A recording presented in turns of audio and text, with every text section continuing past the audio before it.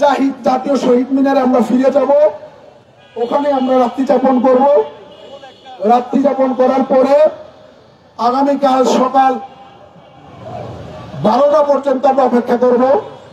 যদি সরকারের ভূতদয় না হয়, আমি পুলিশ বাহিনীকে আপনাদের উদ্দেশ্যে বলতে চাই, একটু কান খুলে শুনেন। আবার বলছি, একটু কান খুলে শুনেন।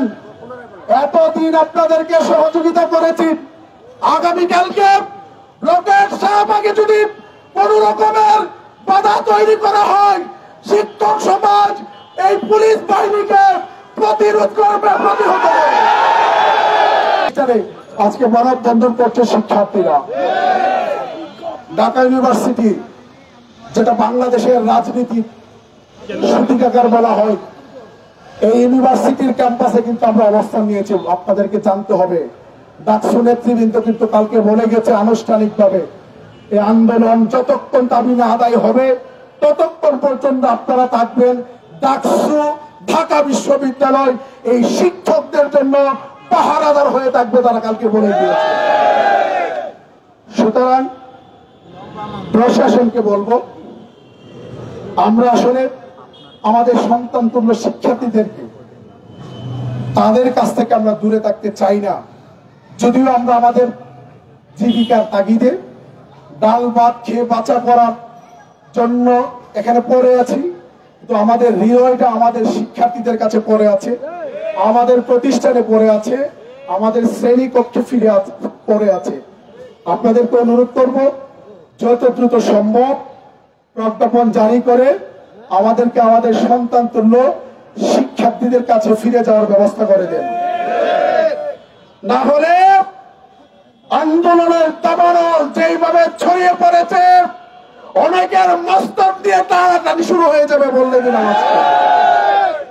মস্তকে যদি থাকেন, মস্তকে থাকতে অনেক কিছু করতে পারবেন, কিন্তু যখন মস্তকটা না থাকবে সকল মাতব্বরি কিন্তু চলে যাবে, কিছুই কিন্তু আর থাকবে না।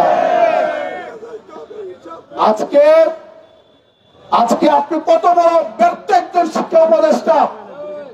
আমার শিক্ষককে প্রেস ক্লাবে পিটিয়ে রক্তাক্ত করে জাতীয় প্রেস ক্লাবের এই খোলা চত্বরকে রক্তে রঞ্জিত করা হয়েছে। আমাদের শিক্ষকের দাড়ি ধরে টানা হয়েছে। আমাদের শিক্ষককে পুলিশ বক্সের ভিতরে ঢুকায় তাকে থাপ্পড় মারা হয়েছে, জামা ছিঁড়ে ফেলা হয়েছে। আপনি একটা ব্যর্থ শিক্ষা উপদেষ্টা, আপনি ব্যর্থ উপদেষ্টা। আপনি কি মনে করেছেন আপনার পুলিশ বাহিনী দিয়ে এই আন্দোলন আপনি থামিয়ে দিবেন?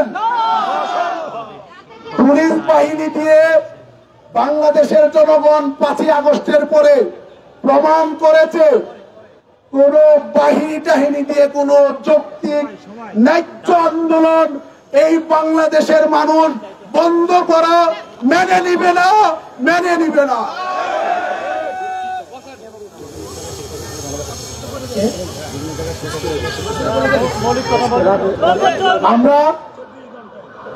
আমরা ইতিমধ্যে সিদ্ধান্ত নিয়েছি যে আমাদের সেন্ট্রাল পয়েন্ট যেহেতু জাতীয় শহীদ মিনার, আমরা জাহিদ জাতীয় শহীদ মিনারে আমরা ফিরে যাব।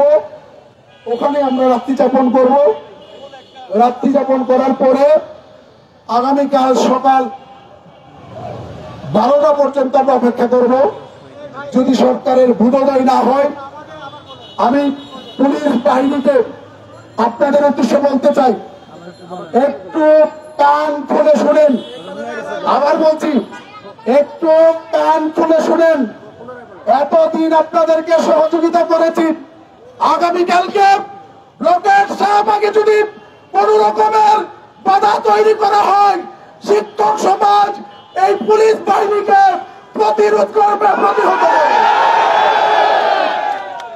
আমার কোন শিক্ষকের একটা চুলো যদি স্পর্শ করেন, বিনা জবাবে আপনাদেরকে ছেড়ে দেওয়া হবে না ইনশাআল্লাহ। আমরা